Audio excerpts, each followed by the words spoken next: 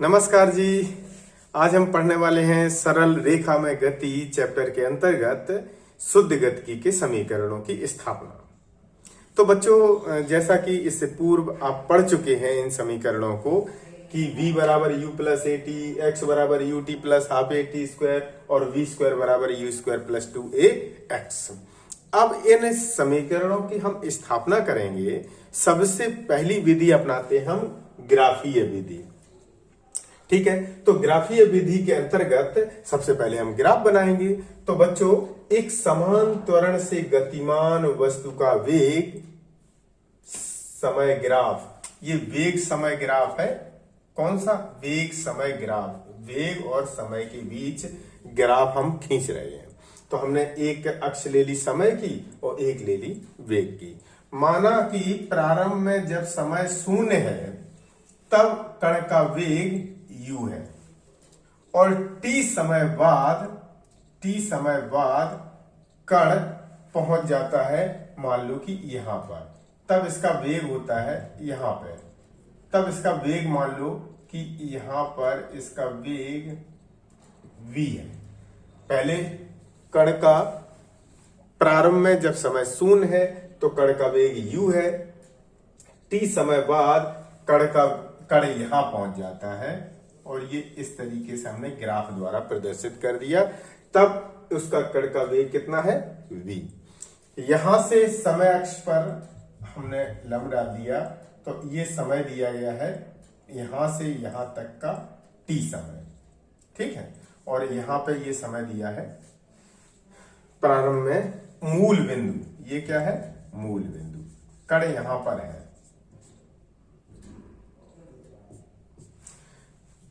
तो हमने यहां से भी एक लंब डाल देते हैं अपनी तरफ से और इसको हमने a नाम दे दिया, इसको b नाम दे दिया, इसको c नाम दे दिया, इसको d नाम दे दिया और ये o है। ठीक है, ग्राफ समझ में आया होगा। ये वेग समय ग्राफ है। अब त्वरण जो होता है वो त्वरण होता है ग्राफ ए बी का ढलान के बराबर होता है त्वरण वेग समय ग्राफ में। और ये ए बी का जो ढलान है, ये ए बी, तो ये बराबर होगा बी सी बटे ए सी।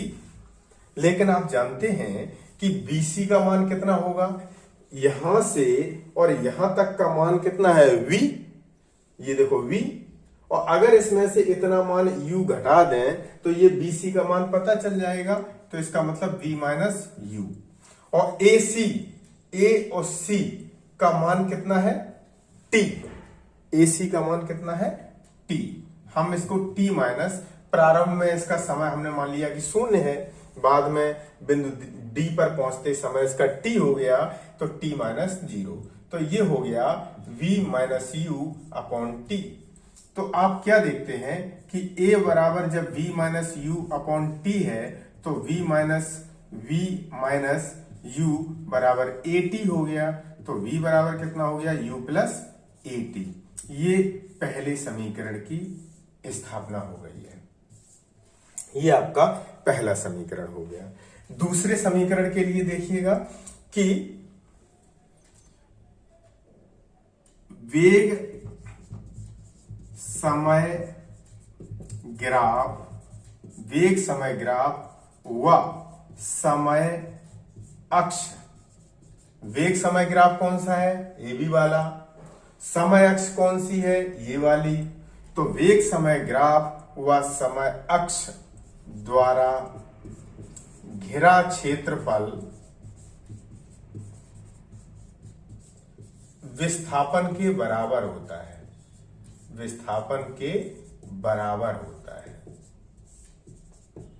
बच्चों, यहां पे हम बता दें कि आप कह सकते हैं कि दूरी क्यों नहीं है, दूरी के बराबर क्यों नहीं है। बिल्कुल सही बात है, आपका प्रश्न जायज है, लेकिन उत्तर हम आपको बता रहे हैं कि वेग समय ग्राफ तो ये है। तो वेग समय ग्राफ और समय अक्ष के बीच जो घिरा हुआ क्षेत्रफल है वो घिरा हुआ क्षेत्रफल ये है। और ये समय अक्ष की धनात्मक दिशा में है। अब अगर ये नीचे को बना होता तो ये समय अक्ष की ऋणात्मक दिशा में होता। तो जब भी हम मान चिन्ह सहित ज्ञात करते हैं तो वो विस्थापन को प्रदर्शित करेगा। अगर हम चिन्ह को छोड़ देंगे, मतलब केवल हमें परिमाण से जब मतलब होगा, तो वो दूरी को प्रदर्शित करेगा। पिछले वीडियो में भी हमने विस्थापन और दूरी के अंतर को समझाया था। तो बच्चों, वेग समय ग्राफ और समय अक्ष द्वारा घिरा क्षेत्रफल विस्थापन के बराबर होता है। अतः x बराबर कितना हो गया? x बराबर हो गया ABDO का क्षेत्रफल, ABDOA का क्षेत्रफल। और ये क्षेत्रफल काहे के बराबर होगा? बराबर आयत ACDO का क्षेत्रफल धन त्रिभुज ABC का क्षेत्रफल। तो आयत का क्षेत्रफल कितना होता है? लंबाई गुणा चौड़ाई। तो हम कह सकते हैं कि AC और गुणे CD, लंबाई गुणे चौड़ाई के क्षेत्रफल के बराबर। और त्रिभुज का क्षेत्रफल कितना होता है? 1/2 लंब गुणे आधार। 1/2 त्रिभुज का क्षेत्रफल। लंब कितना हो गया? BC और आधार कितना हो गया? AC। ये हो गया। तो हमने अब AC का मान आपको पता है कि AC का मान समय t के बराबर है, और CD का मान और CD का मान U के बराबर है, प्लस 1/2 BC का मान है V माइनस U के बराबर। BC का मान है पूरा है V, और V में से U घटा दो तो ये हो गया V माइनस U, और मल्टीप्लाइड बाई AC का मतलब हो गया T। तो हम इसको लिख सकते हैं UT plus 1/2 V minus U की जगह पे हम AT लिख सकते हैं। यहां पे V माइनस U है, यहां पे भी V माइनस U है, बराबर AT। तो हमने लिख दिया AT और इंटू T। तो ये हो गया, कितना हो गया? बराबर UT प्लस 1/2 AT स्क्वायर। ये काहे के बराबर हो गया? X बराबर। ये आपका दूसरा समीकरण हो गया। ठीक है। अब तीसरे समीकरण के लिए हम क्या करते हैं कि हम तीसरा समीकरण के लिए हम ये 1 नंबर डाल दिया, ये 2 नंबर डाल दो। अब समीकरण 1 का वर्ग करने पर, तो जब हम समीकरण 1 का वर्ग करेंगे तो ये हो गया v बराबर u प्लस AT, इसका वर्ग धन इसका वर्ग। तो इसका वर्ग हो गया u square plus a square t square plus 2uAT, तो बराबर u स्क्वायर। फिर हमने क्या किया? प्लस, यहां से हमने क्या किया? 2a कॉमन ले लिया। कितना कॉमन लिया? 2a। तो यहां से 2a कॉमन लेंगे तो 1/2, 2 का भाग लग जाएगा इसमें, और a स्क्वायर से a चली गई तो सिर्फ a, और t स्क्वायर, और प्लस यहां से 2a चली गई तो ut, इतना बचा। और ये इतना काहे के बराबर है? तो u स्क्वायर प्लस 2a, और ये इतना मान काहे के बराबर है? समीकरण 2 के बराबर। इसका मतलब x बराबर, तो ये हो गया v स्क्वायर बराबर u स्क्वायर प्लस 2ax। अब हम बात करते हैं, इन समीकरणों को स्थापित करेंगे कैलकुलस मेथड से। अब हम कलन विधि से पहले समीकरण की स्थापना करते हैं कि आप परिभाषा से a बराबर dv अपॉन dt, a बराबर dv अपॉन dt है, तो dv बराबर a dt। अब हम इसका समाकलन कर दें। समाकलन जब करेंगे तो हम लिमिट लगाएंगे, और लिमिट क्या होगी कि अगर वेग dv है, इसका अगर हम समाकलन करेंगे तो समाकलन हमेशा प्रारंभिक वेग u है वेग का, और अंतिम वेग v है, तो ये u हो गया, ये v हो गया, बराबर यहां पे समाकलन लगाएंगे समय के लिए, क्योंकि ए तो नियत है, तो समय प्रारंभ में कितना है 0 है और बाद में समय कितना हो गया t, तो ए dt। तो यहां पे इसका आप समाकलन कर दें तो v की जगह पे आप नीचे लिमिट हो गई u और अपर लिमिट हो गई v बराबर, यहां पे a निकाल लेंगे समय t 0 से लेकर के t तक। तो ये हो गया अपर लिमिट हम रखेंगे पहले तो v, फिर u यहां पे रखेंगे तो u v minus u। Upper limit minus lower limit होता है, तो हमने v माइनस u बराबर a t माइनस 0 या v माइनस u बराबर a t। तो v बराबर हो गया u प्लस a t। ये एक समीकरण हो गया पहला। अब हम दूसरे समीकरण की बात करते हैं। तो आप जानते हैं कि वेग v बराबर dx अपॉन dt होता है। वेग v बराबर dx अपॉन dt, तो dx बराबर कितना हो जाएगा v dt। अब हम यहाँ पे v बराबर होता है u plus A T, v बराबर u प्लस ए टी, और हमने यहाँ पे कर दिया dx। अब हम करते हैं समाकलन। जब हम समाकलन करते हैं तो हम हमेशा लिमिट लगाते हैं। तो यहाँ पे समाकलन की लिमिट हो गई 0 से लेकर के x और dx, और यहाँ पे समाकलन की लिमिट हो गई समय के सापेक्ष। हम समय के सापेक्ष समाकलन कर रहे हैं, यहाँ पे हम विस्थापन के सापेक्ष कर रहे थे, तो समय के सापेक्ष कर रहे, तो 0 से लेकर के t u plus A T और dt। तो सबसे पहले हम यहाँ पे x का करेंगे, dx का x हो गया और लिमिट लग गई 0 से लेकर के x तक।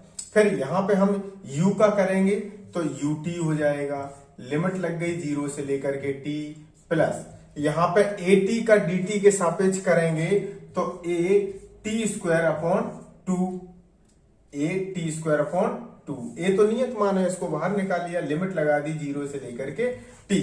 तो ये हो गया x माइनस 0, क्यों upper limit minus lower limit बराबर, यहां पर u t minus 0 upper limit minus lower limit, plus यहां पे a अपॉन 2, a अपॉन 2 तो पहले ही निकाल लो, तो अपर लिमिट हो गई t स्क्वायर माइनस 0। तो ये हो गया x बराबर ut प्लस 1/2 at स्क्वायर। ये समीकरण दूसरा आ गया। अब हम तीसरे समीकरण की स्थापना करें। तो तीसरे समीकरण में आप जानते हैं कि त्वरण a बराबर dv अपॉन dt होता है, आपने पढ़ा है। हमने इसमें क्या किया, अपनी तरफ से v का गुणा कर दिया, यहां पे भी v का गुणा कर दिया dv अपॉन dt। लेकिन यहां पे हमने क्या किया, v की जगह पे रख दिया dx अपॉन dt, क्योंकि विस्थापन परिवर्तन की दर को हम त्वरण वेग कहते हैं। तो हमने dx अपॉन dt और यहाँ पे v को ऐसे ही बना रहने दिया dv अपॉन dt। अब यहां से t से t खत्म कर दिया, तो a dx बराबर v dv। अब हम समाकलन करेंगे, और समाकलन जब करेंगे तो हम फिर वही बात है कि हम क्या लगाएंगे, लिमिट लगाएंगे, और लिमिट जो लगाएंगे उसमें a नियत मान है, और यहाँ पे हमने लिमिट लगाई दी 0 से लेकर के x तक, काहे के लिए, dx के लिए v dv। तो यहाँ पे हमने u से लेकर के v तक लगा दिया, काहे के v dv। तो a dx का जब करेंगे तो x अपर लिमिट, ये x और ये 0, लिमिट लगा दी 0 से x तक के लिए। v का dv के सापेक्ष करेंगे तो ये हो जाएगा v स्क्वायर अपॉन 2, और ये हमने लिख दिया u और से v तक। तो ये हो गया a x माइनस 0 बराबर, ये 1/2 हम पहले ही निकाल लें, तो v square minus u square, क्योंकि हम एक बार v का इस जगह v रखेंगे, एक बार इस जगह u रखेंगे, और upper limit minus lower limit, तो v square minus u square. तो ये हो गया ax बराबर 1/2 v square minus u square. तो v square minus u square बराबर 2ax, तो v स्क्वायर बराबर हो गया u स्क्वायर प्लस 2ax। ये हमारा तीसरा समीकरण हो गया। अब यदि इन तीनों की स्थापना हो गई, अब हम बात करते हैं, एक आपने बहुत पहले 9th में या 10th में इनके समीकरण पढ़े होंगे, गति के समीकरण।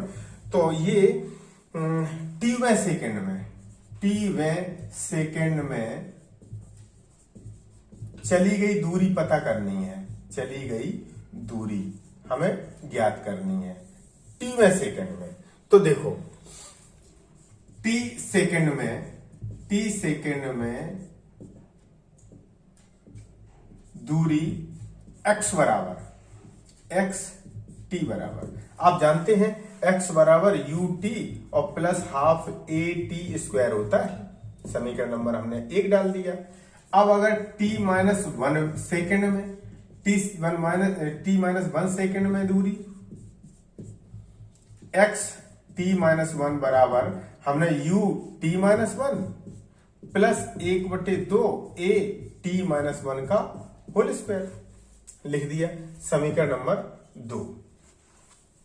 अगर हम इसको और लिख दें तो U T minus you plus 1/2 a पहले का वर्ग धन दूसरे का वर्ग 1 माइनस 2t, ये हो गया।